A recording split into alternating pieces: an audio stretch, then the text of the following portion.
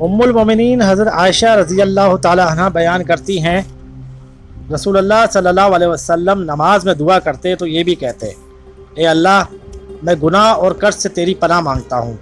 किसी ने अर्ज़ किया, या रसूल अल्लाह सल्लल्लाहु अलैहि वसल्लम, आप कर्ज से इतनी पनाह मांगते हैं? आप सल्लल्लाहु अलैहि वसल्लम ने जवाब दिया, जब आदमी मकरूज़ होता है तो झूठ बोलता है और वादा करके इसकी खिलाफ वर्जी करता है।